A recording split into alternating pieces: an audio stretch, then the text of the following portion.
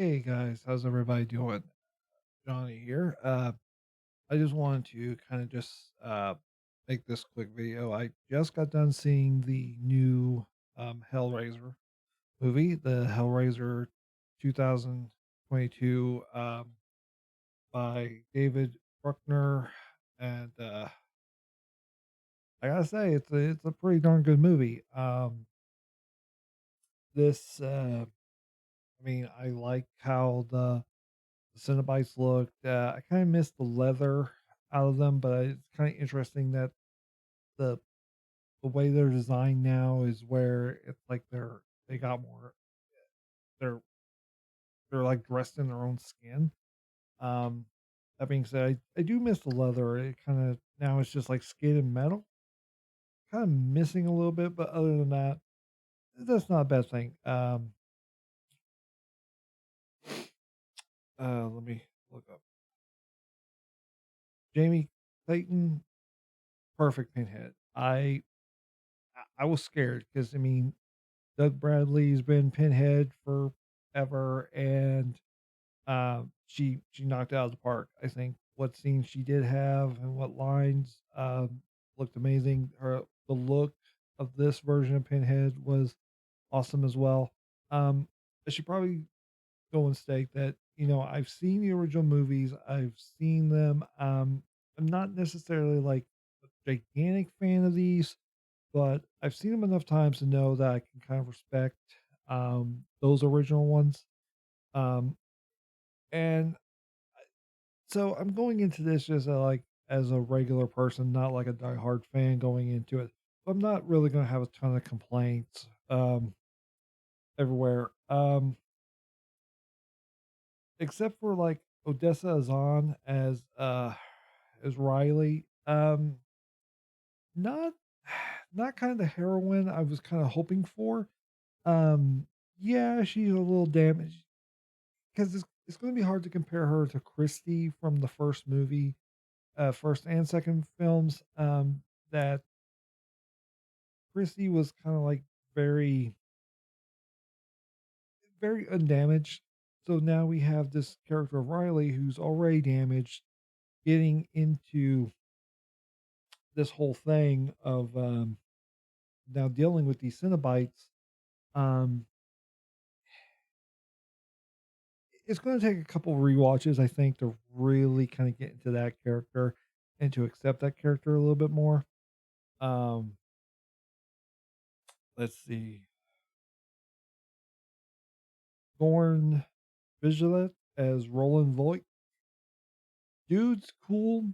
He's not uh he's not like the like as good enough antagonist like Frank was in the first and second in the original films. But he works. He works well enough. I love how we kind of see that he made a really bad choice. Um and how like he has this big piece of machinery, the spoilers in his chest that like is connected to all of his nerve endings and like randomly pulls. Really interesting there. The like the big thing for me though that I really like is the puzzle box itself. Going with the idea that um, now there's different configurations, and each configuration is like its own little thing. The original look, the cube, which is the laminate configuration, and uh, which is interesting. And each one is kind of a different representation of a feeling or emotion, and pretty much is after you you complete all the configurations, they then ask you, well, which one do you want? The Cenobites do, which is interesting. It's a different take. All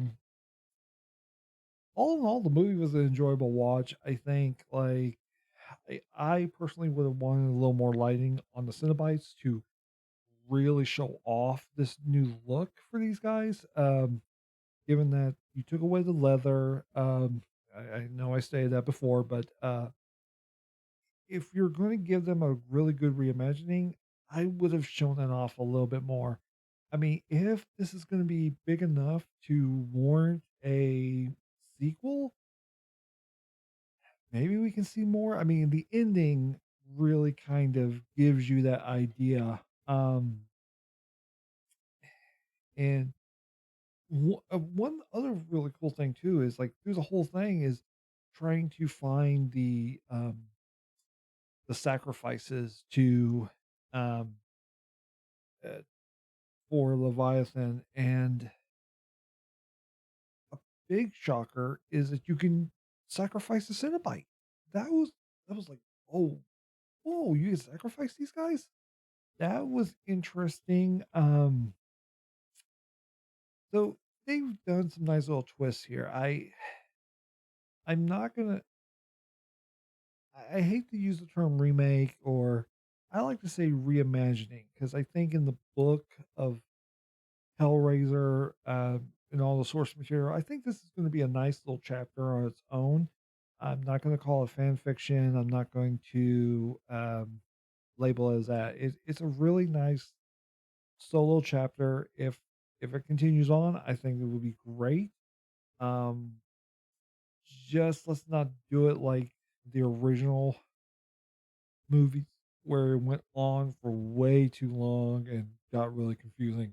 I think, I mean, this one is kind of original Hellraiser setting. So I think if they do Hellbound, uh, and we actually go to the dimension of the Cenobites, would actually be kind of cool. And I just think that might be awesome. But all in all, I think if I had to give the movie a rating on like a 1 to 10, I would say, me personally, I think it's definitely like a 7.5. It's just there's stuff that could have been done differently, but all in all, it is definitely a good watch. Visually outstanding. I think some of the acting is a little here and there, but all in all, it is still a good enough movie to watch and really just kind of compare. You just have to compare it. I want to say, don't go into this movie looking for the faults. Don't do that. Don't. I mean, love the original films if you love them, but just try to go into this with an open mind and just see what everybody did. Everybody worked hard, of course. So I think that's what we owe 'em. So that's going to be my 2 cents on this movie. Hellraiser 2022. Definitely, it's worth a watch. So, guys, go out there, give it a try. It's on Hulu right now. I hope you guys enjoy. Thank you as always. I'm Johnny. See ya.